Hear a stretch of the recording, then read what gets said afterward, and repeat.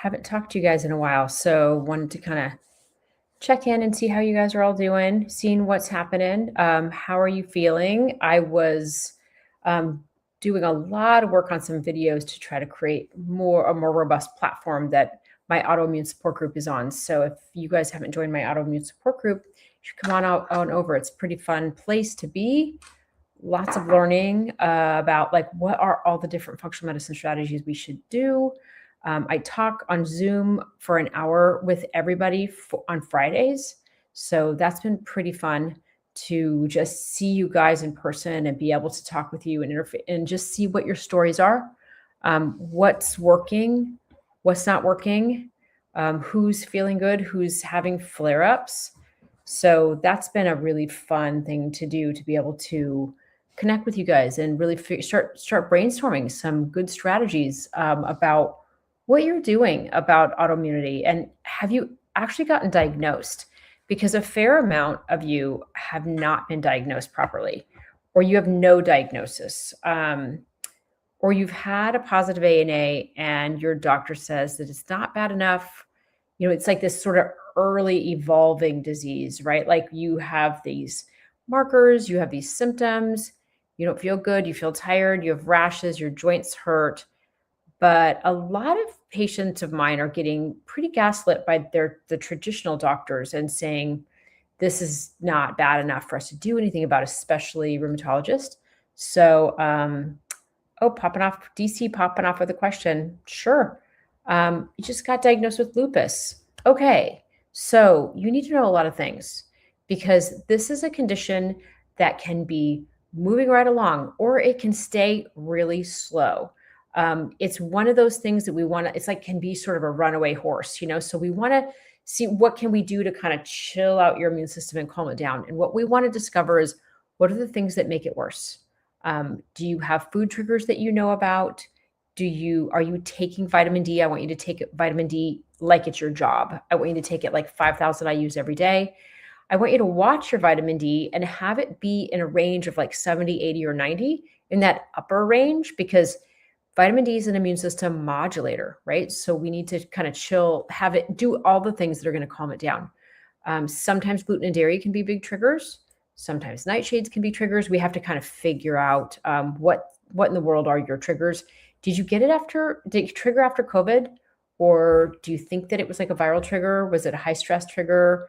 Did you have a baby? Were you in menopause? I don't know how old you are, but sometimes it's just, does somebody else in your family have it? Usually there's another female that has had it, an aunt or a cousin, or your mom or your grandma or somebody like that. Sometimes there's a little genetic piece to that. So I do have I have like autoimmune support group on Fridays. If any of y'all want to join in, it's a live Zoom, and there's lots of learning modules and videos and resources and links to supplements and downloadables and lists of labs you should get. And just, it's a real complete package of information for you if you want to join something like that. I mean, if you feel like it would be helpful for you, I'm happy to invite you in. I've made it very inexpensive. I charge $50 a month to be a part of it. We meet 4 times a month. And you can ask really good questions, and you can figure out, just get my support each week. So I do find that everybody's different, right? There's Hashimoto's people in there. There's lupus people in there. There's people who have scleroderma. There's rheumatoid arthritis is big. So it's like trying to get you to understand that there's a lot of other people that have what you have, and trying to figure out, like, how do we work with this? How do we calm it down? There's a lot of functional medicine strategies. I really love glutathione. I love black seed oil is a really great anti-inflammatory. I love turmeric as a great, nice anti-inflammatory. Do you need that? Do you have a viral trigger? There's lots of things to know. There's lots of things to figure out. Plastics have been a really wild trigger too. So, wow. I mean, plastic water bottles, big trigger for people with autoimmunity. It's making people not understand the immune system not really recognize you. So there's microplastics that get into the tissues. There's BPAs and all the different bisphenols and such. There's Just drinking water out of the tap can be really triggery. There's heavy metals in the water. There's things that really upset your immune system. And especially if your immune system is already triggered, there's a lot of things that are easy to trigger it. So there's a link in my bio. It's called the Autoimmune Shift. If you want to join in, come on over. It's a great group. It's super fun. I have a Tuesday group that's a little full. I made a Friday group that only has 4 or 5 people in it right now. So it'd be kind of fun time to get in if you want. Okay. And can you talk a little bit about lupus, paniculitis, lumps under the skin that not visible to the eye? Okay. So lupus is so weird, right? I mean, it can attack any sort of soft tissue and it can make things swollen and inflamed. So we want to think about what is making your lupus be active, right? What drives it? Is it when you don't get enough sleep? Is it when your hormones get really wacky, or if you have a really stressful event, or if you get exposed to gluten, or there's lots of different kinds of triggers. I don't know if you have a handle on what triggers you, but you want to think about. I would think about picking up a glutathione cream. Let me just tell you about glutathione really quick. Glutathione is an antioxidant. It's in our body. And it actually is something that you can take also and make your glutathione levels higher. Glutathione is an immune system modulator. So if you think about your immune system overacting, vitamin D is a modulator, and so is glutathione. So those are 2 things that I want all of my autoimmune people to be on. So I sell a lot of glutathione in my office. Let's just do it, right? So it calms the immune system down. But there's also something called oxycell. And you could, if you have Hashimoto's, you can put it on your thyroid. It'll calm down your thyroid. It'll calm down the swelling. You can put it anywhere. You can put it on any parts of your skin. And it's super helpful for shrinking down swollen things and things like that. So that's something I would think about. If you need a link to any supplement that I talk about, just send me a DM and just give me your name and your email, and I'll just shoot you a link so you can get it. Okay. So things to think about. Lots and lots and lots of things we can think about. Okay, so DC, thank you for weighing in. Gluten makes it worse. I have vitamin D at 30. Okay, so let's shoot on getting your vitamin D to 70, 80, 90, okay? We want to really get that high. You had H. pylori and COVID. Okay, and your mom has it. So you probably have sort of that little genetic predisposition, and then all of a sudden, boom, it triggered. Did you get your H. pylori killed off? Because that's important. If you still have H. pylori in your stomach, we should kill it. That's not hard. There's a really cool herbal formula that's by Apex Energetics. It's called HPLR. Great. You can just, you just kind of pound it, go through a couple bottles, and it's really successful at killing that. COVID is really tricky, right? COVID made everybody's immune systems go crazy. This is why I specialize in autoimmunity, because when COVID happened, every other person that was coming in my office had an autoimmune condition. I'm like, oh my gosh, I need to make a whole platform for this. I need to make a learning community. I need to have a place where people can come and meet on a Zoom, and we can all talk about it, and I can give some support as a group, because you all don't even know other people who have autoimmunity, and you all feel pretty alone, right? You just are who else has this? So sometimes dairy can be a trigger, DC. Sometimes the top 5 that I find is gluten, dairy, corn, soy, and eggs. Now, you might want to eventually do a blood panel through a company called Cyrex. Cyrex tests they do a great food reaction kind of testing, IgG and IgA testing, to see if you have food intolerances that could be triggering your immune system to kind of be overactive. So it might be something else too. It might be nightshades. It might be alcohol, might really, really bother you. Things to think about. So you could do a test like that. It's just a blood test. I can always send you a link if you ever wanted to do that. Easy. They mail you a test kit, and then you mail it back in and you can find out. So if you want more, or even if, checking if you have leaky gut too, is kind of important. So looking for gluten, zonulin, and lipopolysaccharides. Because you had H. pylori and because you've had COVID, I'll bet you have a pretty severe form of leaky gut. That's just what I see. And that's something that kind of drives autoimmunity. So I would definitely want to check you on that. So things to think about. Other things. What made me choose to go to rheumatology? You know what? I actually really am focused on autoimmune people, because my daughter has an autoimmune marker and I have an autoimmune marker, and hers is going to go to lupus. So I've been scrambling really heavily to try to figure out what are the functional medicine strategies for us to calm this down. So, because there's this early stage, right? You get a positive ANA, you get autoimmune markers, and you don't develop the full blown disease till later. So, this is early times sometimes for people. So, we have a window of time. Sometimes it's 5 years, sometimes it's 10 years, sometimes it's only 6 months, and bam, here it is. So, early times are the times to scramble and go, let's clean up your diet. Let's get plastics out. Let's figure out what's triggering you. Do you have leaky gut? Do you have overgrowth of bad bacteria like H. pylori or something like that? Things like that. And just figuring out your diet, like what the food triggers are really big. Getting you sleeping, getting your hormones right. Hormones are a huge trigger when we lose our hormones. So those are kind of things to think about too. Sometimes a hormone trigger can be a big, big thing. Okay, H. pylori is gone. Great. Good, good, good. I love that. Oh, okay. Hold on. I'm going to ask. Kayla's asking about cortisone. Hang on a second. So H. pylori is gone. Awesome. So when H. pylori comes and COVID comes, it's like a tornado comes through the town, right? And kind of destroys stuff. And now you have to kind of rebuild and refigure out like what you have.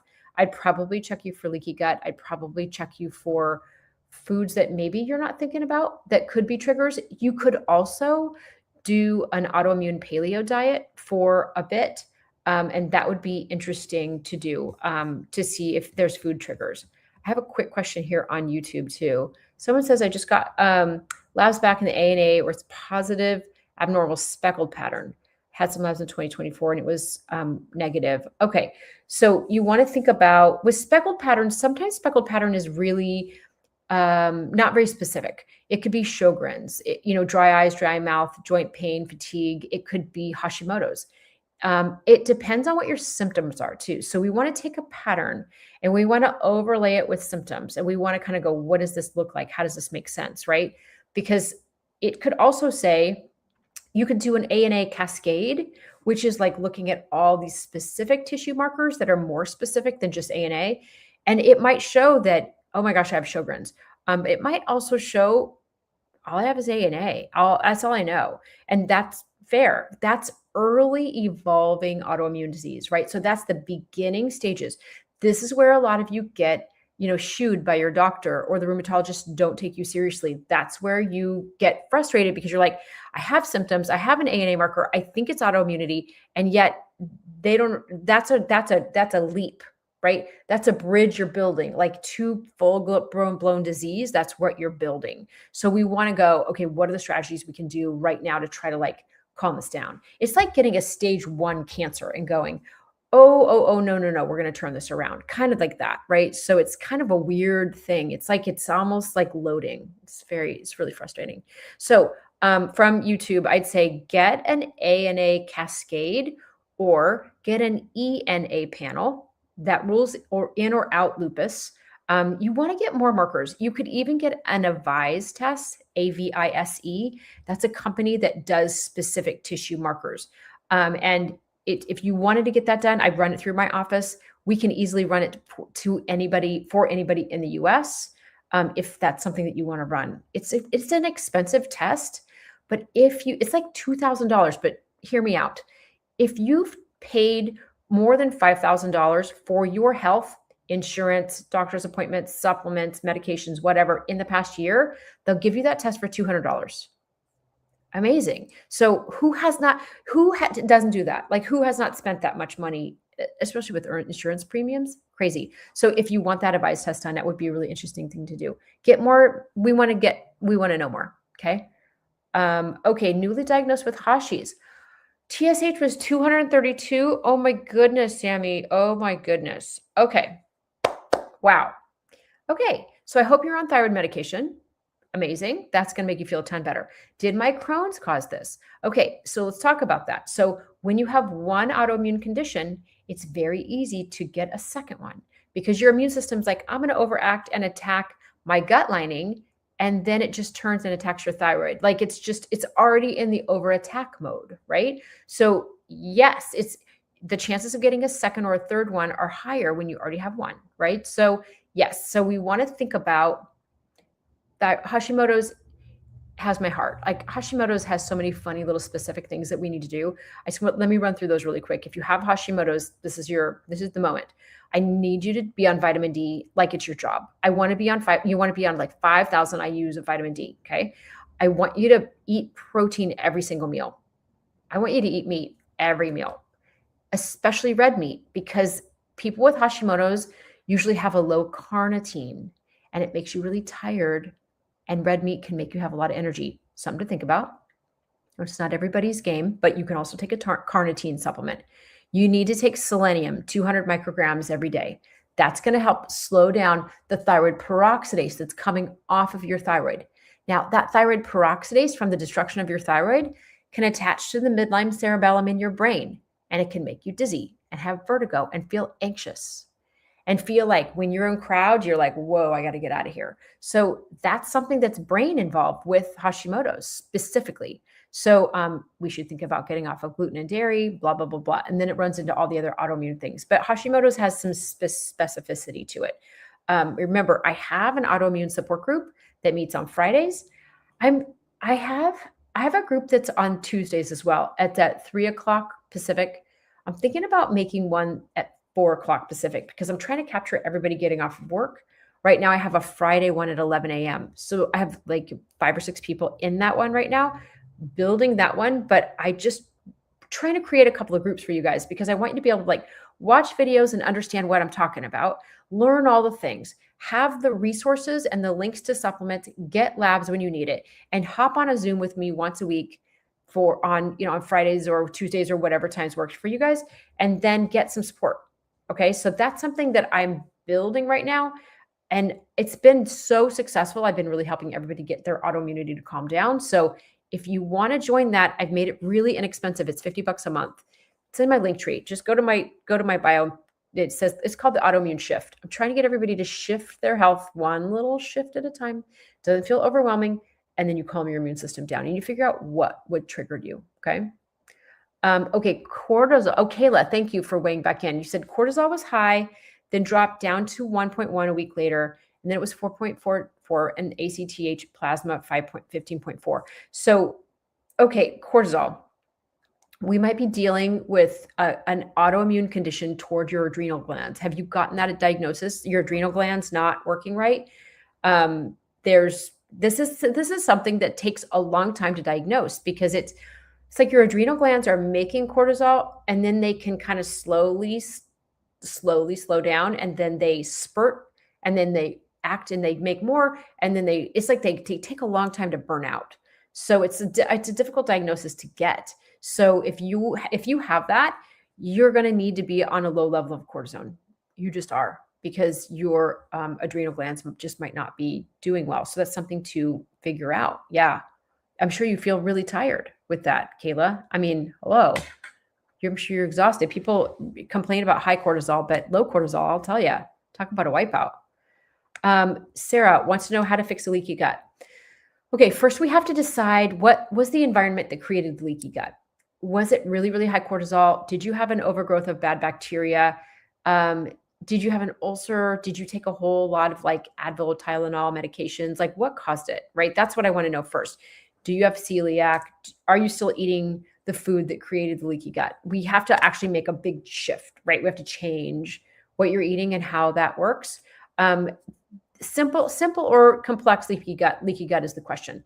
There's a company called Cyrex that I was talking about. They do a really cool leaky gut panel. It tells me if you have simple leaky gut, which is occludin and zonulin. Most people have that test done, and sometimes it's high. That's simple leaky gut.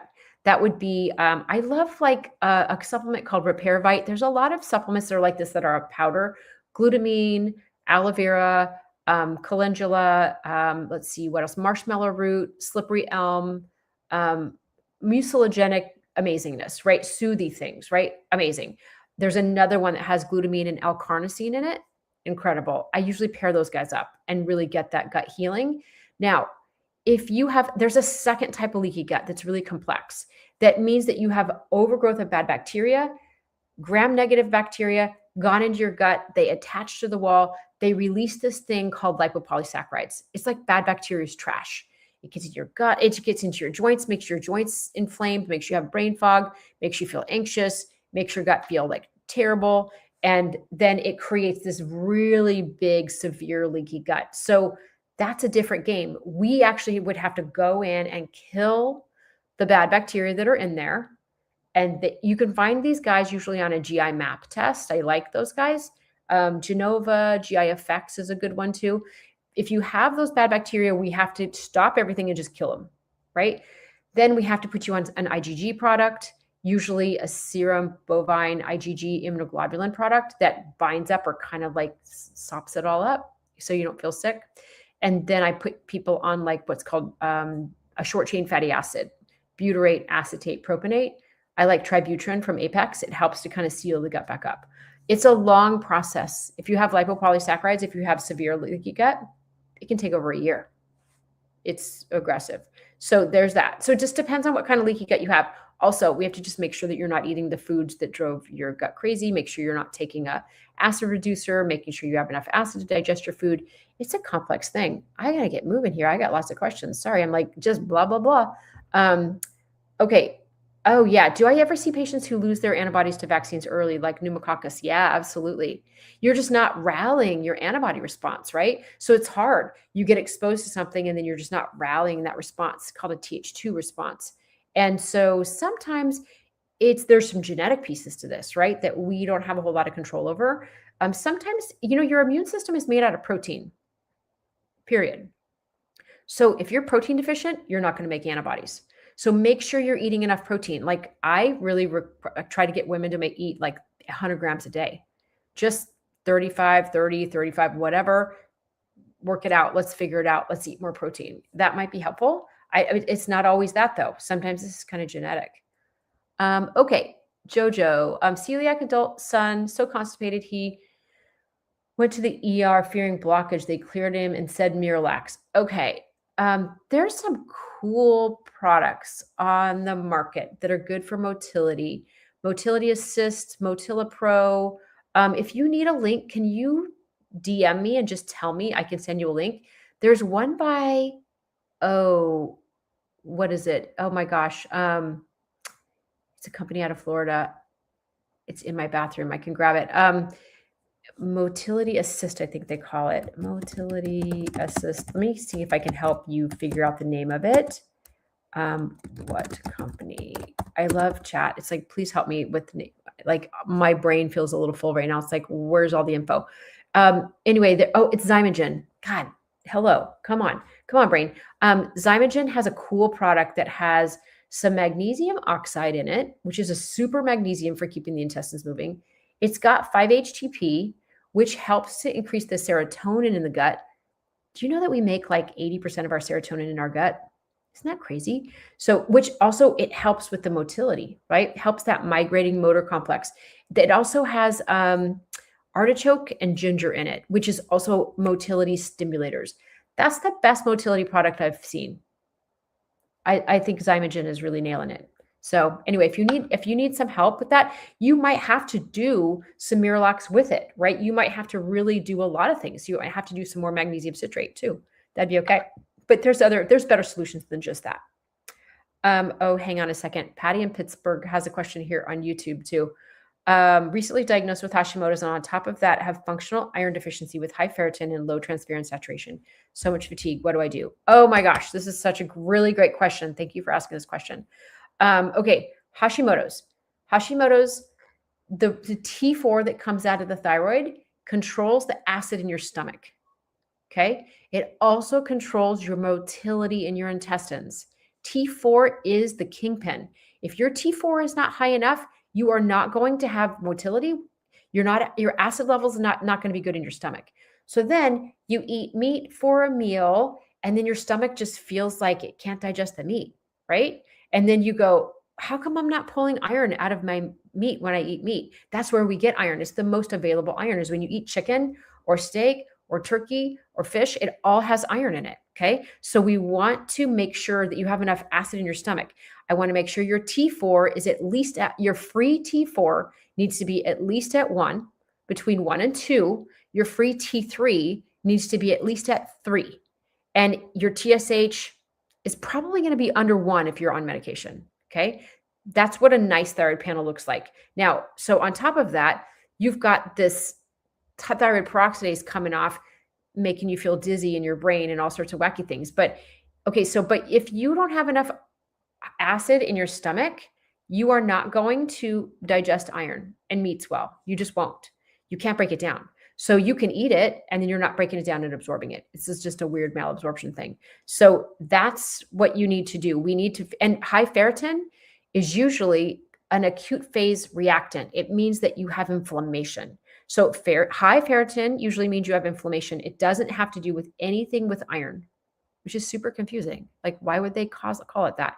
But it's iron stores, but it's also inflammation. Okay. So, so we need to get your acid right in your stomach, Patty. We've got to figure out how to get your T4 up to a normal level. And we have to make sure you're eating enough proteins that are meats that have iron in them.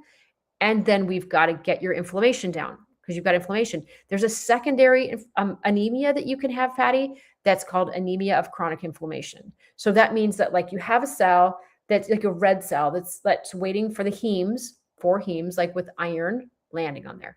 Then the oxygen lands on there. But what happens is that these hemes can sometimes be like, well, this is a weird shape because this red cell is kind of swollen. It won't attach. It's called anemia of chronic inflammation. Something is in the way of that attaching. So you can have iron and then it's not binding. That's called anemia of chronic inflammation. So we have to get you off of foods that are triggering you, that are making you inflamed, maybe gluten, maybe dairy, maybe soy. I don't know. We got to figure it out. And then we've got to figure out how to get your iron levels up. Patty, if you need some help, literally, I'm going to plug in my phone. Sorry, my phone's going to die. If you need any help, I have an autoimmune support group and it has like all these little learning modules and links for supplements. And I'm on a Zoom every Friday. I'm thinking about maybe doing a Tuesday too. Let me know. If you guys need something like right after work on a Tuesday, I'll pop it. I'll do it on a Tuesday too, because I'm in California, but I could start it at 4 and that could be helpful. Or I do an 11 a.m. one on Fridays too, Pacific. So you need someone to untangle you, Patty. You guys all need to be untangled. And that's why it's hard to give you advice overarching, right? For everybody, because everybody has something a little different. But that's why I got to get on here and talk to you guys. I got to get on here more. You guys have such amazing questions. Okay. So, all right, let me just get after this here. Okay. What else? Okay. I have lesion in my stomach, mild gastritis. How do I heal a leaky gut? Okay. So you want to think about getting onto something that has, marshmallow root. You want to think about slippery elm, glutamine for sure, aloe vera, super helpful. You could do some zinc carnosine. I like a supplement called Repairvite. There's a couple Repairvites I like, and there's a Repairvite regular and Repairvite SC is by Apex Energetics. I love that one. But there's a bunch of formulas that are getting this right. So that's pretty helpful. So that would be really helpful, DC. I would say I would do both of those Repairvites for say 30 days and your gut's going to feel pretty good. It's pretty successful. Let me know if you need a link. Okay. Just like DM me and tell me what you want and I'll just send it to you.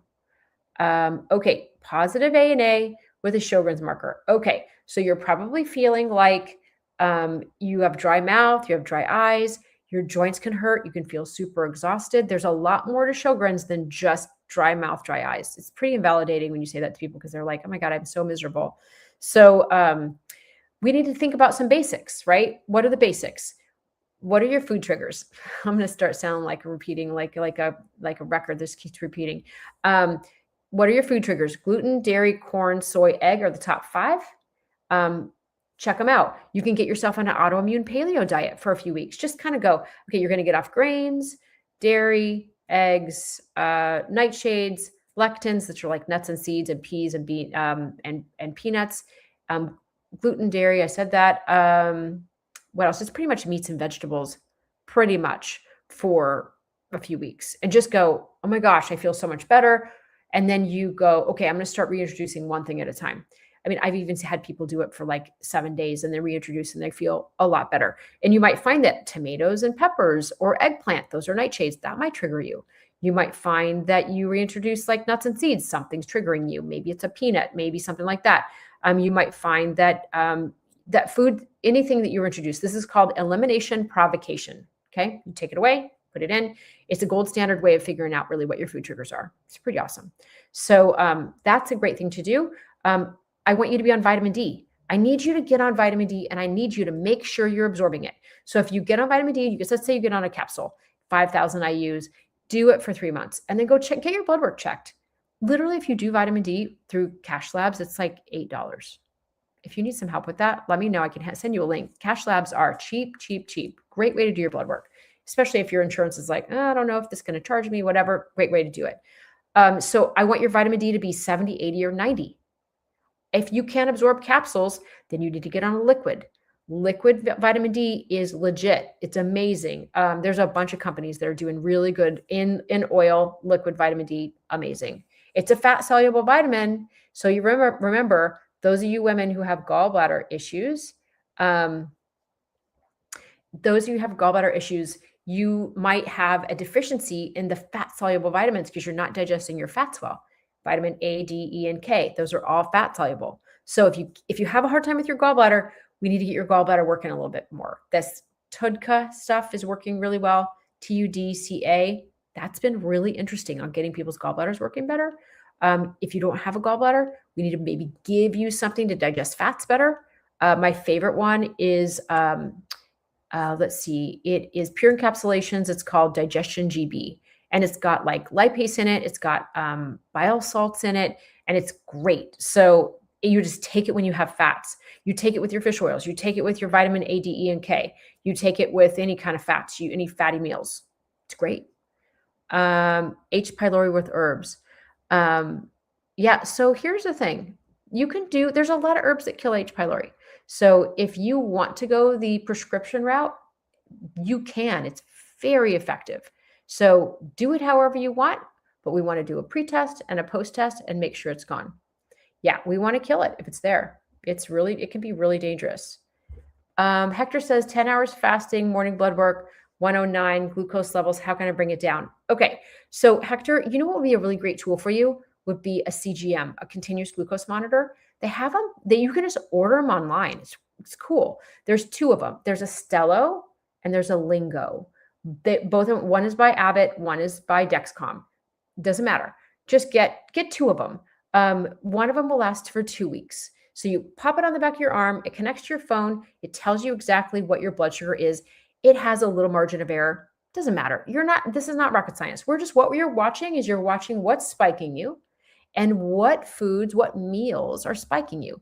Here's a strategy, Hector. So you want to think about your stomach like it's a salad bowl, okay? I want you to do your veggies first. You do your salad, your stir-fried veggies, whatever. I want you to do veggies first, okay? And then I want you to do meats and fats, right? So maybe some avocado, some pork, some chicken, whatever. And then if you're going to do carbs, I want you to do it last. And I want you to sprinkle them on at the end. And what that'll do is that'll slow down the absorption of the carbs. And then it'll blunt your blood sugar spike. Now, if you flip this thing and you eat the carbs first, it's going to spike your blood sugar right away. And then you're going to be off to the races and you just your blood sugar's high. Then you need to take a walk.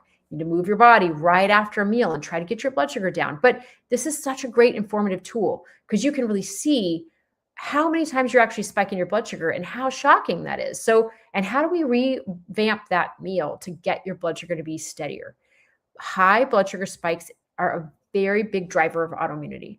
Like if you have an autoimmune marker that's just cruising along and then you get pre-diabetes, boom, there goes your autoimmune markers. I mean, your autoimmunity is going to spike. Your inflammation is up. It drives your immune system crazy. So that's going to be a really important strategy. So get like a Lingo or a Stello. You just look online and order a couple of them and just get curious about it, right? Add some more protein to all your meals. Don't eat carbs alone. That would be good stuff. Okay. Yes, on Synthroid, but now my TSH is way too low, 0.04 and 2.3 is non-existent. Okay. So, all right. So really your TSH was so high. They probably were like emergency. Let's get this girl some T4. So your TSH, remember your TSH is coming from your pituitary. TSH, this is your thyroid stimulating hormone. It messages your thyroid and says, hey, release T4. Yours was in the 200s. It was screaming so loud trying to get your thyroid to do it. And your thyroid's like, I'm not doing it. So That's why that went so high. Now it's at 0.04 because it's like, I don't have to say much because I have so much T4. Now there's, there's a lot of doctors that think you really need to have TSH, below 1, but maybe not at 0. And I think that's good science, right? So you might be a little over medicated right now, but you've got to figure out where you need to live, right? Now you can you can ask for a T3 as well, but you should get your T3 tested. I really want your free T3 to be like around 3.3, 3.2. That's where most of my patients feel really good. So you might not be a good converter of T4 to T3. About 20-25% of people don't convert T4 to T3 well. T4 is the active form that comes out of your thyroid. T3 is the one, it converts it in like your intestines and your liver. And so you might not be a good converter. So you might have to take a combo medication like Nature-Throid, there's NP thyroid. Those are kind of combo T4 and T3s. Or you could do a Synthroid and then you could do a little Cytomel. Ask your doctor to see what they think makes sense because you need both of those. You need T4 and T3. Linda says, I have mixed connective tissue disease and Hashimoto's and high cholesterol. Okay. So mixed connective tissue disease, you just have a whole lot of like joint stuff going on and muscle stuff going on, and you just don't feel great. And that will be probably a positive ANA, possibly, probably. And then Hashimoto's is going to be positive thyroglobulin antibodies and thyroid peroxidase antibodies. Okay. So we've got both of those rolling. So we want to think about how do we just chill your immune system down, right? Your immune system is overacting. We got to chill it out. So we want to think about what are the foods that are triggering you. Let's talk about the top 5, right? Gluten, dairy, corn, soy, and egg. Not everybody has all 5. Not everybody. I can't do gluten or dairy. I'm really light on soy. I can do corn and I can do eggs. So my daughter can't do eggs. I don't know. It's all just dependent on, how you react to foods, and you can get some testing done or you can experiment, right?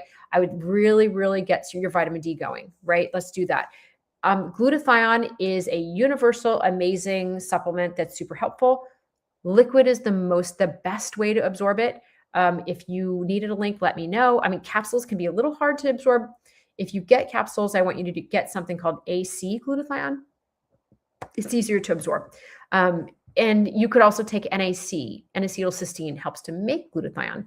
Glutathione is just an antioxidant you want in plenty. You want to have plenty of glutathione. It helps to quench inflammation. It helps to calm your immune system down. And anybody with mixed connective tissue disease and Hashimoto's, I'd say get that glutathione rolling. Your body is more inflamed. Your thyroid's inflamed. Your joints are inflamed. You're using a lot of glutathione. You've got to replenish it so your body can manage this inflammation. And it's also an immune system modulator. You could add some turmeric. You could add some black seed oil. Those are both really good anti-inflammatories. You could add some fish oils. Fish oils are legit. They're really great for inflammation. So those are things to think about. Okay, and then Hashi, newly diagnosed, on 55,000 units of vitamin D 2 times a week. It was super low. Okay, so now you got to watch it, right? And then when you get off of that prescription, then I'd probably get on like 5,000 IUs of vitamin D every day and just watch it. We certainly don't need your vitamin D to be over 100. Nope, don't need that. But we do want it to be in those upper ranges, and the normal ranges from 30 to 100. I don't want you to be in the 30s or 40s. That's just not therapeutic enough. We want to get you above 60. And I want you to be from like 60 to 100 is a great place for you to be. So if you have a hard time absorbing it, it's, liquid can be easier to absorb. Fridays, right now, I have an 11 a.m. autoimmune support group, 11 a.m. Pacific. So that group is rolling. If you can make that group, amazing. If I have enough people that want me to make it on a Tuesday at 4 o'clock Pacific, because you'd rather do it after work, let me know, because I'm happy to pop in a time frame there. I have a 3 o'clock group right now, and it's pretty full. So, but I'd like to make it so that people can make it, right? And it's so fun. I mean, there's a lot of fun camaraderie. And if you have a crappy day, it's nice to show up on a Zoom and be like, guys, I feel like crap. Help me out. We're all brainstorming, trying to figure this out. We have a topic of the week, and it's super fun. So let me know. There's a link in my bio. It's in the link tree, and it says Autoimmune Shift. Check it out. I'm in Los Gatos, California. My practice is in Los Gatos, California, like by San Jose, South Bay, in Northern California. So I do half of my practice is Zoom, Half of my practice is in person. So if you felt like you wanted to chat with me, we can always do something with Zoom. In that link tree, there's also a, work with me. If you want me to take a look at your labs, I'm happy to do it. I just, I'm happy to take a look and tell you what I think. Lisa just got recently diagnosed with systemic sclerosis. Lisa, we need to work this out, my friend. We got to calm your immune system down. I do not like that condition at all. I take that really seriously because I don't like how that progresses. So you need to be like a super ninja on what to do. I'd like to give you like a PhD in functional medicine on how to calm this down. And there's a lot of resources for you. I have so many videos I've made. I've made like 50 videos for people to like listen and learn because I just have so much stuff to say. And I really want you to learn everything you need to learn, know what supplements you need to be on, I need you sleeping. I need your hormones optimal. I need to make sure that your stress level is not out the roof. I need to make sure your vitamin D is up. We need to get you on glutathione. We need to think about testing you maybe for leaky gut. Are you okay with your gut? Do you have overgrowth of bad bacteria? What are your symptoms, right? Do you have inflammation in places? Like that's a legit condition that I want you to know so much. And I'm happy to help to educate you if you would like that. But reach out to me. I'm happy to. I'm not like, this is like my autoimmune support group is $50 a month. It's not expensive. I just want to make it so everybody can kind of afford to like do it. It's less expensive than the fancy price for Hulu. So, and listen, I'm just like in your business trying to figure you out because that's my job. I want you to calm this down. So reach out, Lisa, if you want some help. I'm happy to help. Donna wants to know, what is the best way to get my iron count up? I'm anemic. Okay. First of all, have you ever taken any acid reducers? How's your acid level in your stomach? Have you taken Prilosec? Have you done Tums a lot? Have you done, any kind of proton pump inhibitors? Is going to keep you from having the acid in your stomach enough to be able to break down the meat that we eat and release the iron. Okay. So that has to happen first. We have to make sure you have enough acid in your stomach. Sometimes people will have low acid because they have H. pylori in their stomach. That's something we can test for. Do you have it? You can test Quest tests for it. Anything, you can do a GI map and they test for it. So that's something interesting to know. So we have to make sure your stomach is doing its job first and that you're putting in enough iron sources in your body that your body can absorb, right? And then we need to make sure that you don't have so much inflammation that you have anemia of chronic inflammation. That's the question. You have to look at your iron panel. Are you iron deficient? Like what's your iron number say in your blood work? If your iron says you're at 100, but yet it's not binding, but yet you're anemic still, then you have anemia of chronic inflammation. That's a whole nother game. So you have to reduce your inflammation. So it depends. If you're going to do a legitimate just iron supplement, because you just have simple iron anemia, I really like the one from Thorne. It's called Ferrosorb. And they've got iron bisglycinate, which is really calm on the stomach, doesn't make you constipated. It's got vitamin C and B12, and I think B6 as well. I really like it. It's a really great product. It really helps to raise the iron in my people. So if you need to have some help, let me know. Testing for leaky gut. There's a few different ways. I think the best way to test for leaky gut is by a blood test. What I'm looking for is the things in your gut, occludin and zonulin that glue to your gut lining together. That would be in your bloodstream. Shouldn't be there. Hold on. So, sorry. I'm also looking for lipopolysaccharides because I want to see if your leaky gut is caused by overgrowth of bad bacteria, gram-negative bacteria that attach to the gut lining. Sorry. Oh my goodness. Coughing. Thanks for your support. I want to see if that is high too. If you have an overgrowth of bad bacteria releasing these lipopolysaccharides, it's a more severe form of leaky gut. And I can guarantee you that we're going to be working at this for more than a year to fix it. If it's just gastritis and it's occludin and zonulin, it can be very easily fixed by, first of all, fix the source. Did you have too many, Tylenol, Advil? Are you eating foods that don't work for you? We got to figure it out. Do you have H. pylori, right? But you can do glutamine, milk, a marshmallow root, slippery elm, aloe vera, whole formula, zinc carnosine, Super, super helpful. So that would be easy. It depends. So it depends. I do like to test on a blood test. It's through Cyrex Labs. It's like a $229 test, worth every penny. Then if you don't have leaky gut, we don't spend any time there. Move on. If you do, we stop and have to fix it. We can't move past that. The same thing with anemia. If you have iron anemia, we're going to stop and we're going to have to fix that first. There's no way that we can get your energy back or your body back if you can't. And this is the deal with the iron anemia, right? You've got these little delivery trucks. They're like your red cells. They're like Amazon delivery trucks. They're driving around the neighborhood delivering packages, right? If your Amazon delivery truck, like your iron, is not in it's your truck is empty, that's not helpful for anybody. We're not gonna fix anything. You're gonna continue to be inflamed and tired and exhausted unless we stop and fix your iron anemia. The same thing with you if you have prediabetes or diabetes, or if you have severe hypoglycemia. Listen, you have a fuel problem. We have to stabilize your blood sugar. Otherwise, we're not fixing anything else. So, and I'd have to say, I'm starting to put plastics on that list too. Man, the plastic water bottles, those plastics are screwing up our immune system. It's like the microplastics and the BPAs and all the BPs. Those things are screwing us up. So can we get off of plastics? Let's get a reverse osmosis water system under your sink or on the countertop. AquaTrue is a great company. AquaTrue, TRU, amazing. And you just there's your water. How much money do you save on plastic water bottles every year? Just buy a little system. There's a countertop one, really great, really easy. My daughter has one. It's really great.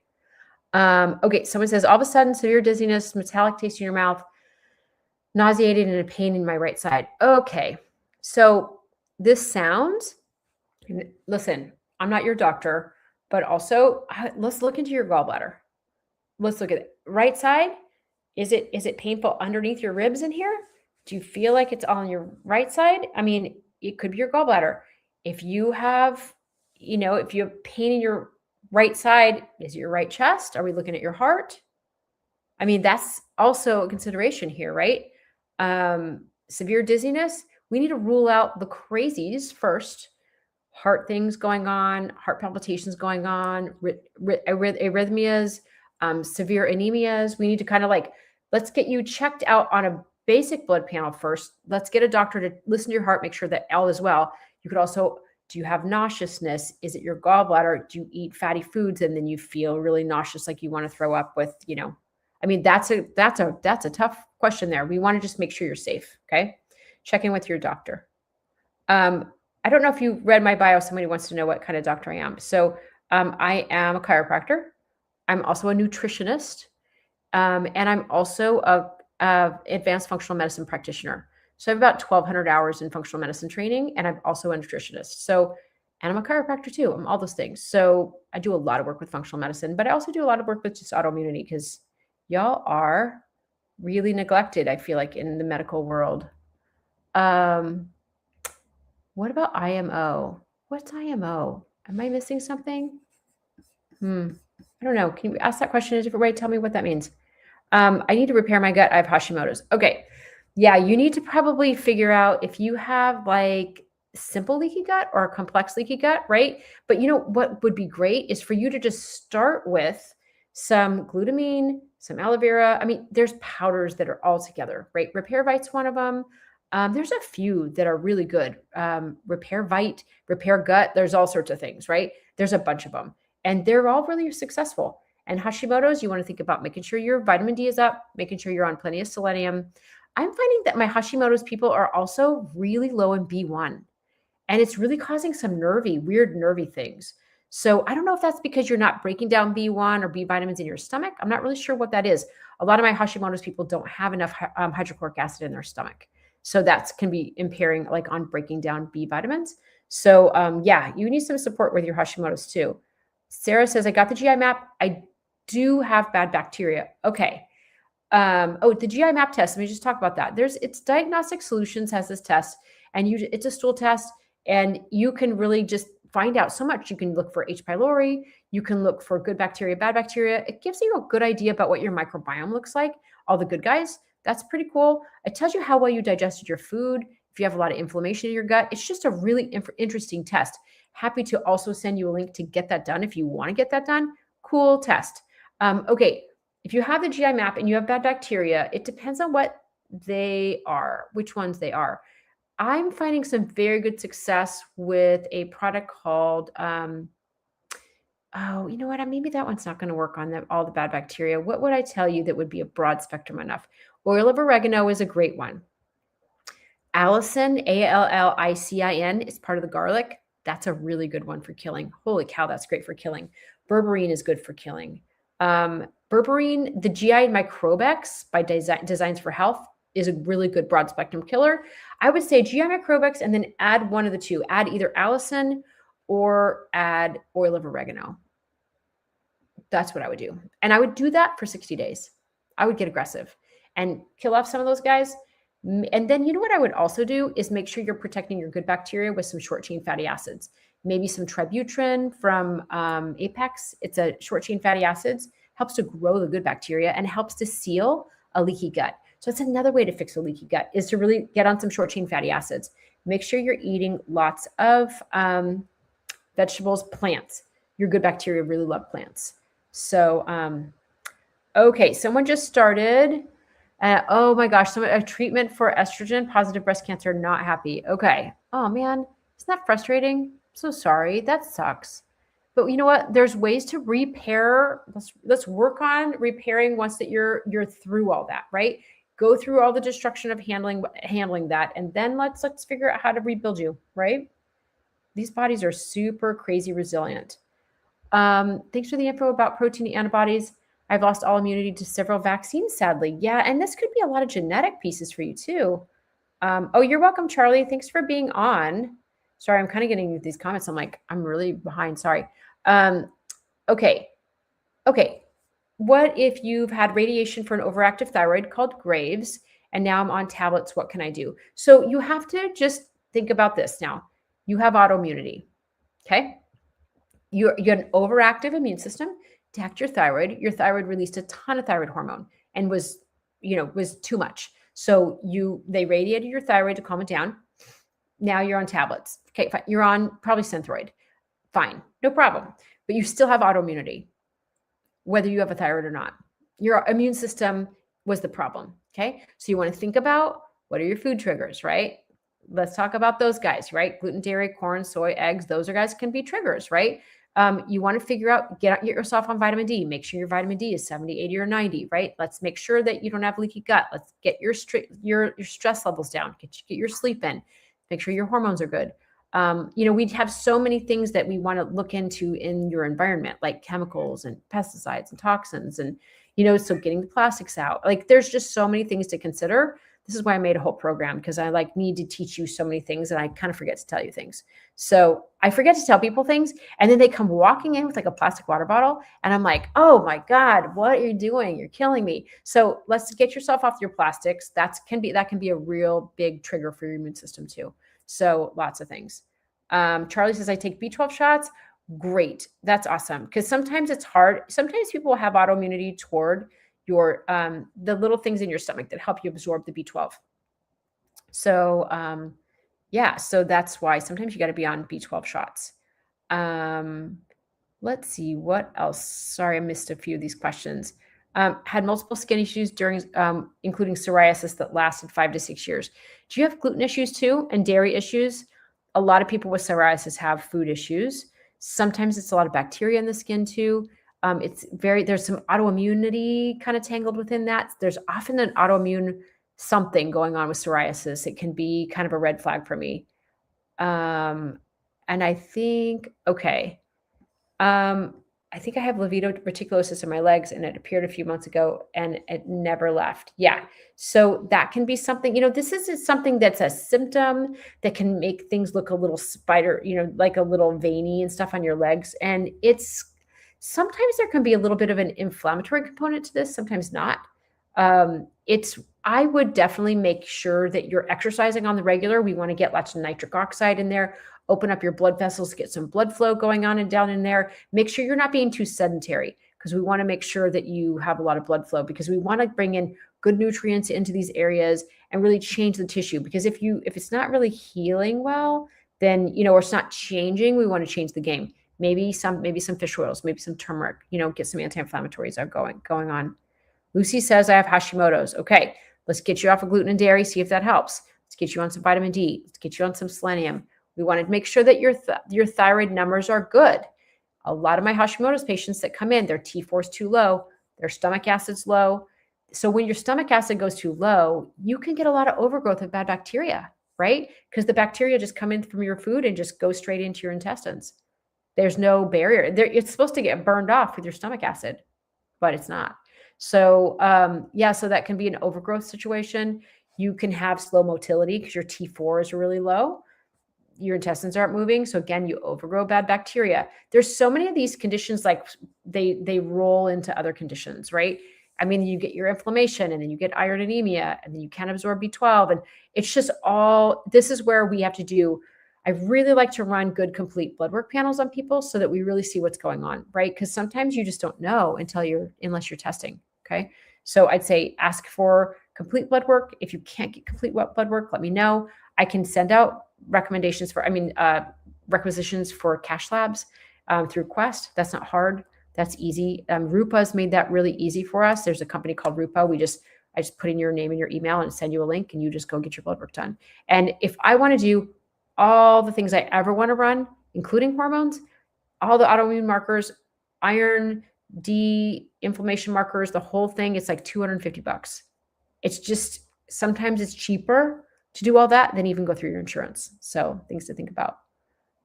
Scalp rash going on year 6. Okay, I wonder why you have a scalp rash. Is this autoimmune, right? Do we know? Something's happening. This is where we have to get kind of curious about this and go, what's the trigger? Is there a food trigger that you don't know? There could be. Do you have a positive ANA? Possibly. Depends on, where the rash is. Sometimes you'll get a rash with a positive ANA. Sometimes you'll get even a butterfly rash. I know that's not the scalp, but that's something that I see a lot. Or you have a lot of sun sensitivity. That can be like positive ANA. It can even go toward lupus. These are markers we want to look at, right? Lucy, do you think I have something besides Hashimoto? It's hard to say. We'd have to do a bunch of testing to really see. It's hard to know. I know that, a lot of my patients with Hashimoto's will develop a second autoimmune condition. So it's interesting. We have to test and watch, and we have to be vigilant about, like, what are we going to do? Like, we can't just sit back and let this immune system go crazy and destroy us all. Like, no, there are so many functional medicine strategies. And some of you are on a medication like hydroxychloroquine, something like that, methotrexate, no problem. We can also weave in functional medicine strategies with this, right? There's vitamin D, there's glutathione, there's so many supplements, there's ways to fix your gut, there's ways to calm the immune system down, there's immune system modulators. So I just want you guys to know that there's so much you can be doing besides just sitting and waiting to develop some sort of like progressed disease, right? So Crystal says, I can't wait to see a rheumatologist, hopefully find out what's going on with me. Yes, keep us posted, okay? Because sometimes it's like you have early evolving autoimmunity and it's not clear, which is the most frustrating thing. I know. So, but hey, if it's not clear, then it's not far along. So then it's easier for us to calm it down. So take that as a win if that's the case, right? What causes overgrowth of yeast in the gut? Usually eating too many carbs and sugar, because that's what they like to eat. They love that. So we need to trim down on the carbs and sugar, go through and maybe do some killing. Caprylic acid and some oil of oregano can help. And there's some just really good yeast killers that you can take orally that can help. And if you have overgrowth of yeast in your gut, you're going to crave sugar because they're making you crave sugar. So just keep that in mind. If you're a big sugar craver, you might want to consider maybe doing a GI map test and consider what's in your microbiome, because the microbiome is legitimately driving your cravings. So if you have too many bad bacteria in your gut, we might need to kill some off, work on growing the good guys, and then all of a sudden your cravings are gone. I tell you, I wish we would do that before we get on GLP-1s. I mean, because people are like, yeah, my cravings are gone. I'm like, yeah, but you still have yeast. So if you get off your GLP-1, you're going to regrow all this yeast. So, you're going to have those cravings back. So anyway, lots of things to think about, right? What causes a metal taste in the mouth? Sometimes you can have a gallbladder problem and it causes a metallic taste in your mouth. Might be. That's something to consider. Hold on a second. I'm gonna do this little game that they make me do. Oops, hold on a second. They make you do this little puzzle thing when you've been on for an hour so that they don't, otherwise they cut you off. Hold on. Okay, let me back. Thank you so much. So yeah, take a look at, I wonder if you have a gallbladder issue. I wonder if you have fats, if you eat fats or fatty foods, do you feel like you get that metallic taste or you get a little nauseousness? Do you have a hard time digesting fats? You could get on some milk thistle and some dandelion root. This other supplement called Tudca, Tudca. That's a really interesting new gallbladder supplement that's been really helpful. Does untreated Hashis cause a metallic taste and frequent smell of cigarettes? I don't know. Now, here's an interesting thing. Sometimes you can have a little bit of something going on with the temporal lobe in your brain and you can get really weird smells. And that can be part of Hashis too. There's something there though. I'm trying to remember this training that I did about brain neurology and Hashimoto's, and the smell of, it wasn't cigarettes, it was like black tar or something like that. So I think there's something there. I do think there's something there. It has to do with your temporal lobe and the way the inflammation that happens from Hashimoto's and the way that you interpret that. If it gets really extreme, sometimes people will get tested for temporal lobe seizures even when they get weird smells. Not that you have that, but it's just, I'm just rattling off things that are in my head. Yeah, there's something to that. We should calm down. See if we can calm down the Hashimoto's and see if that calms down. Oh, thank you, Beat. I appreciate you. I met with you. That was so nice to meet with you. It's nice to kind of like connect with all of you guys. This is great. Nuclear pattern for 9 years and no diagnosis. I'm losing my mobility. I need help. Okay, so positive ANA, nuclear pattern for a long time, no diagnosis. So it's not progressed enough to get a full-blown disease diagnosis. Great, but not great because there's no direction and they're not offering you any medication. So this is a very good, you need a lot of functional medicine strategies. We need to think about balancing your blood sugar, making sure your blood sugar is super steady, making sure you're eating protein at every meal. We need to make sure you're taking vitamin D. We want to get you on some glutathione. I want to get you make sure that you don't have leaky gut. Like I want to do everything on you. I want to do it all. You need some help. You should come over to my autoimmune support group. Literally, there's all these videos that you watch and you're learning about all these things. There's resources and links. You can ask me questions. I'm on a Zoom. It's easier than this because you get to actually like talk to me. That might be a great, you're a great person to kind of come on over if you want some support. It's not expensive. It's just, and I mean, listen, cancel anytime you want. It doesn't matter to me, but I'd love to support you to figure out how to calm this down because you need some help. You're in the gray zone. You're not bad enough to get the medical doctor's help, but you're not good. And we might even need to get you on a high level of something called Pro-Resolvins. It's a fish oil that helps to resolve inflammation. That's a very interesting supplement to be on. That might be really helpful for you. If you have exhaustion and you don't have enough energy to resolve your inflammation, you can stay inflamed. So when you get inflamed, it's like you have to use energy to reduce the inflammation. And if you're so exhausted, you don't have any energy to do that, then you can't get it resolved, right? So we need to put these resolvins in, which are part of the fish oils. And we need to probably give you even some NAD precursors to help you to generate energy to resolve that inflammation. You know, get on my bio and click on my link tree. It's just called the Autoimmune Shift. Pop on over. You can meet with me every Friday. And if you guys are really wanting a different time too, if that's easier for you, let me know because I'm happy to be flexible. I don't see patients on Tuesday afternoons and I don't see patients on Friday mornings. So I'm trying to do all my Zooms there. So anyway, someone wants to know ivermectin protocol for something. I just lost it. I am not a prescriber, so I cannot help you with that. For Waldenstrom's leukemia. I don't know, actually. I have a lot of really good naturopathic doctors that might have an answer for you. Dr. Paul Anderson is a guy in Washington who does a lot of work with ivermectin and cancer protocols. Dr. Paul Anderson. Follow him on social media. Follow him on YouTube. He's a brilliant guy, and he's put together a lot of amazing protocols for cancers. That would be where I would go. Okay. I have something from Beat. Okay. Your vitamin D is low for sure at 29. We've got to get your vitamin D up. Are you having a hard time digesting D or processing D? We got to get you on liquid D maybe. To get your vitamin D up, we really need to get your vitamin D up. We got to get you up to like 70, 80, or 90. I'm looking at B100, 14.4 high hematocrit. MCV high. Does that say MCV high? I'm having a hard time reading that. Sorry. Whenever you have an MCV that's high, that tells you probably have a B12 deficiency. So we might need to get you on some B12 too. I can't even exercise more. It feels like I'm being run over. Okay.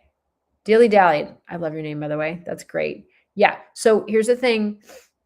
We're going to have to work on getting the inflammation down. We're going to have to work on getting your immune system to calm down and stop attacking you. And then we can probably work on getting a little bit of exercise stamina going, just a little bit. We want to just push into that a little bit to tolerance, right? We have to grow this. We have to get you back. And so reach out. I'm happy to help you. Of course, Lucy, I'm happy to answer all these questions. Misty has Ehlers-Danlos hydranditis suppurativa. So you have a lot of sweating happening. Ehlers-Danlos, which is hypermobility, psoriasis, and psoriatic arthritis. My gosh, Misty, you just got the whole package, didn't you? It's like, Merry Christmas. Here's all the things. Okay, hypermobility. People with hypermobility like Ehlers-Danlos or EDS have a higher incidence of having autoimmunity. So, and maybe hives. MCAS, I don't know if you get hives or not, but we need to think about how to calm your immune system down. So we need to address the autoimmunity. We need to figure out what's driving this psoriatic arthritis and the psoriasis, because there's probably an underlying leaky gut because your tissues are not as tight as other people. There's some looseness to you, right? So there's some sort of like mast cells that live underneath there. They can liberate easily. And then your gut can be it's like everything's hypermobile, even your gut lining. And so you can be more prone to leaky gut, which can drive your autoimmunity, which is what the mechanism I think could be under between all of this. But if you want some support, let me know. But yeah, I would get your vitamin D up, get off of gluten and dairy if you can. See if that helps. I would get on some glutathione. It might help. It wouldn't make things worse.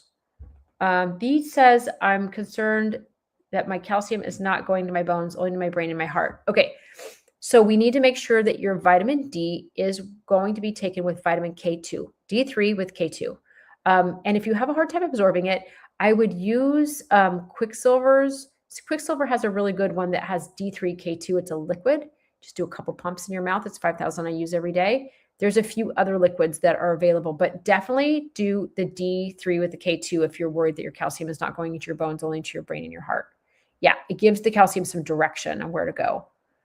Someone says I have ANA positive and Raynaud's flares up more in my fingers. Med's not helping. Okay, we need to think about the other triggers that are happening, right? We got to get you, exercise really helps with this. Get your blood perfusion a little bit more steady with nitric oxide when you exercise. So that will be helpful. Getting on some glutathione and some basic vitamin D will help. Getting off some food triggers is going to help.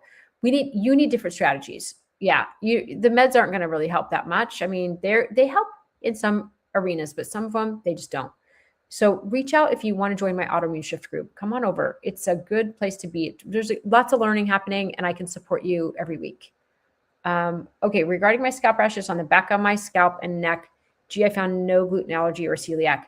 Right. So no gluten allergy or celiac is usually fake news. No celiac, fine. But they don't do a good job of testing for gluten. Let me tell you, there's a great panel to do through Cyrex. Oh my gosh. If you guys look it up, look at Cyrex Labs Array 3X gluten panel. Oh my gosh. It's like 50 things they're testing for gluten and gliadin and wheat and all the different parts of wheat and all these different proteins that are part of wheat. and then they test like for European wheat, and then they test for sourdough, and they test for all the things, you will find it. It will be there. I promise. I have not had one person that has autoimmune disease that's not sensitive to gluten. Not one. Not one. After over hundreds of people. So not celiac, great. But gluten is an immune system driver. It'll drive your immune system crazy, and it'll make your autoimmunity worse. What do I think about this drug? I don't know. What do I know about that? I was just looking it up to see what that is. I'm not even sure. Let me answer while I'm looking that up. Let me ask. Oh, poor Sarah. Sarah, you are in agony.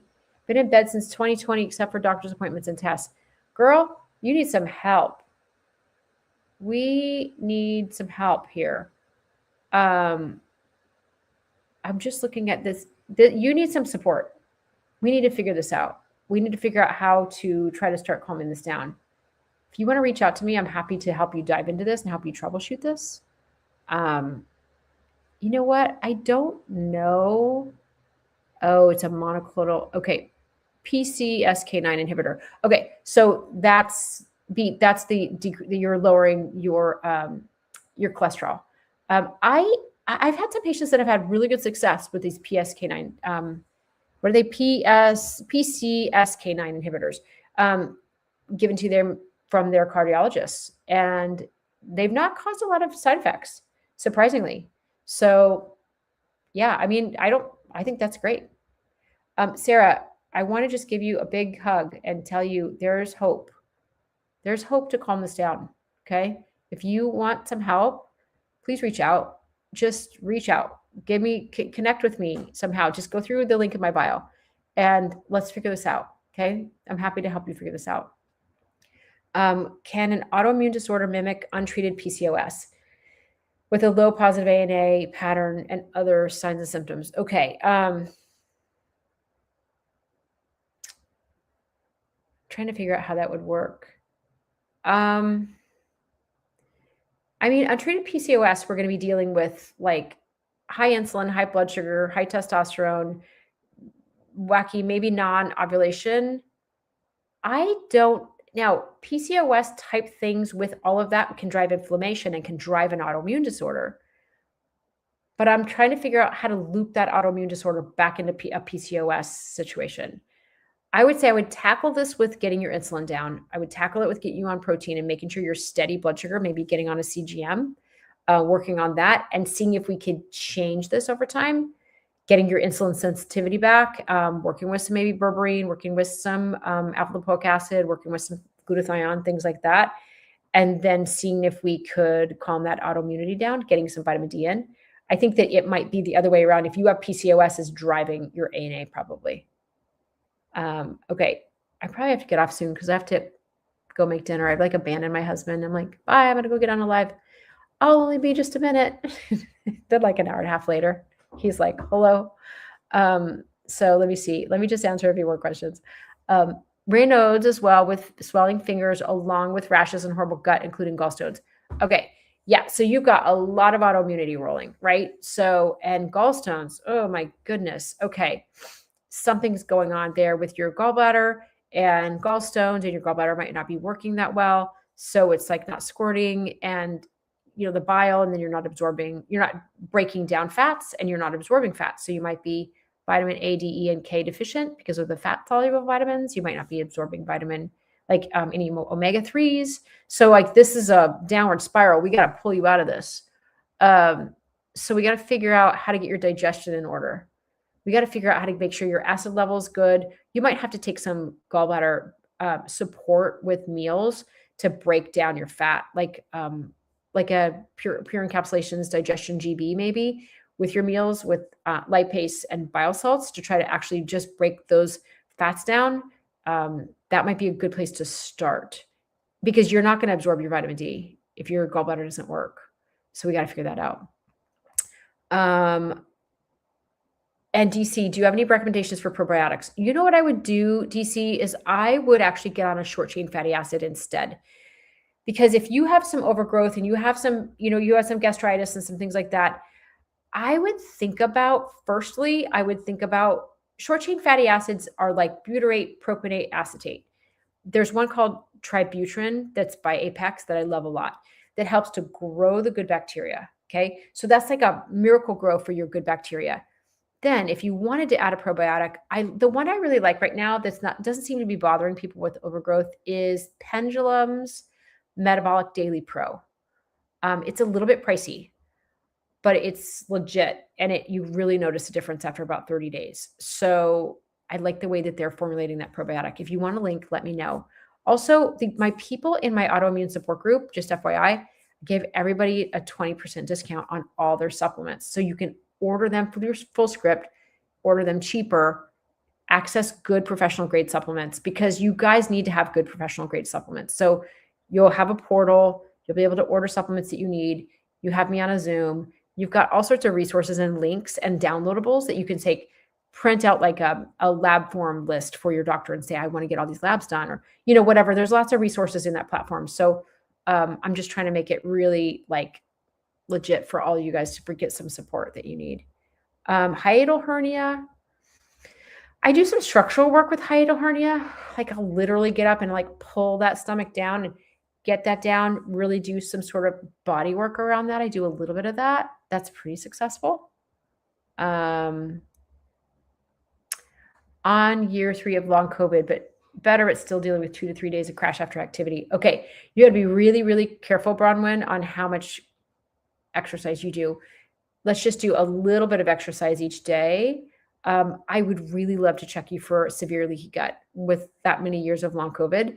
I often find that there's a severe leaky gut where you have the gut is leaky, but also you have overgrowth of some bad bacteria, some gram-negative bacteria that could be in there that could be causing your immune system to get run down.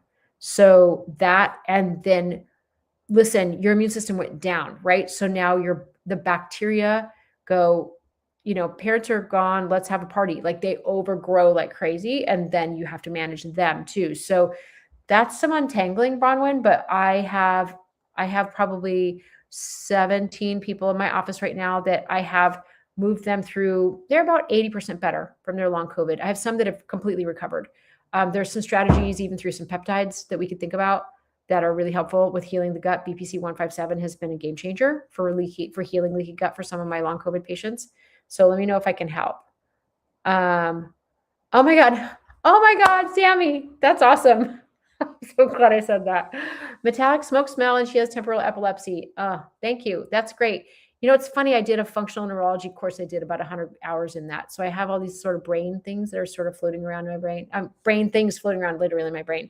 So yes, that's probably that. So make sure that you might be having some low-level seizures causing that. Yay, I'm glad we figured that out. Solving the problems of the world. Okay.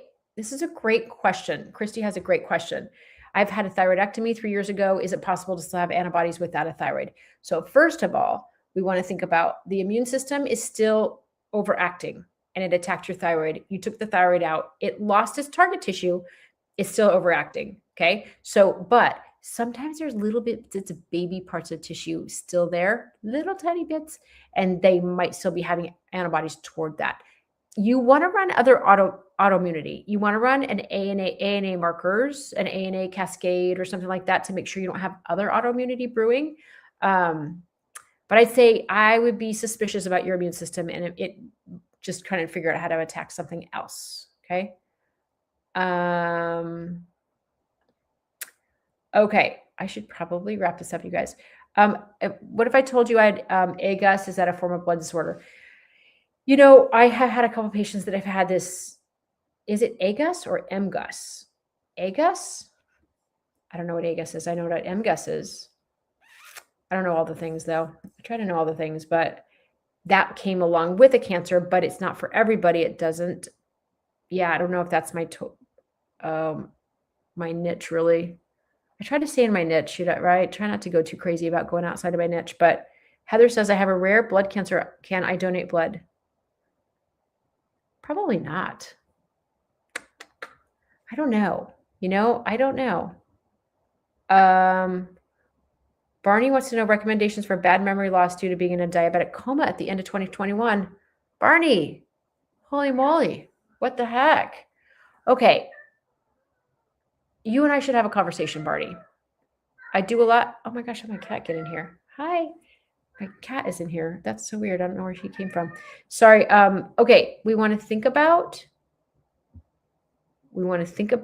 nitric oxide. I want to think about nitric oxide precursors for you. I wanted you to think about a supplement from Apex called Nitric Balance that can open up your blood vessels and give you more blood flow in your brain. I want you to think about fish oils. I want you to make sure you have enough vitamin D. Legitimately, hold on. My cat has been trapped in my room. I'm going to let her out. Hold on a second. Come here. Go outside. Come on. Go. Get on out. Oh my God. Seriously. My cat. Sorry. Why are you in here? So diabetic coma, you got to think about blood flow. You got to think about inflammation. You got to think about, what else would I think about with you, Barney? I would think about making sure that you have a very steady blood sugar, protein in every meal. Do not let your blood sugar spike. We got to make sure you don't have a lot of inflammation. I would put you on glutathione. Absolutely put you on glutathione. It crosses the blood-brain barrier, helps to calm down inflammation in the brain. Also, you should be on a supplement called Neuroflam. Neuroflam, F-L-A-M. It's for inflammation of the brain. It's by Apex Energetics, and it's brilliant. It's brilliant for COVID headache. It's brilliant for migraines. It's brilliant for any kind of brain inflammation. It's all the flavonoids, like the vitamin C with bioflavonoids. It's all those flavonoids. And it gets in the brain and it calms down the inflammation in the brain. That would be magic for you. And you know what I would do? I would run a good solid amount of blood work on you, and I would just want to normalize every single thing in your blood work to make sure that it's optimal, right? Because you had a non-optimal experience that dinged you. We got to get you on the straight and narrow, Barney. We got to get your brain healthy, healthy, healthy. Let me know if you need some help. I'd be happy to tackle that. I do a lot of brain work. I do a lot of cognitive decline work too. So I do a lot of early Alzheimer's, early Parkinson's. It's hard to stay in a niche. Does RA medication cause hormonal imbalance? I don't think so.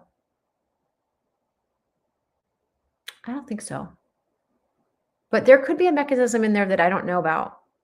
I would put it into Claude or chat and see if there's anything that pops up.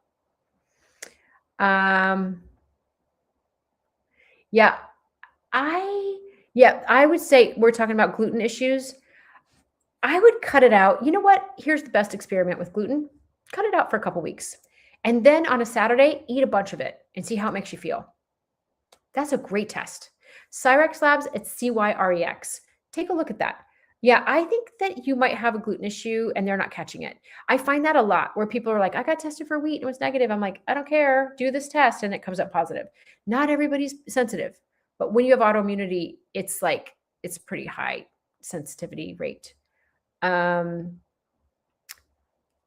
yeah, you experimented myself with gluten and caused rash and horrible tummy issues. Yeah, it's pretty aggressive.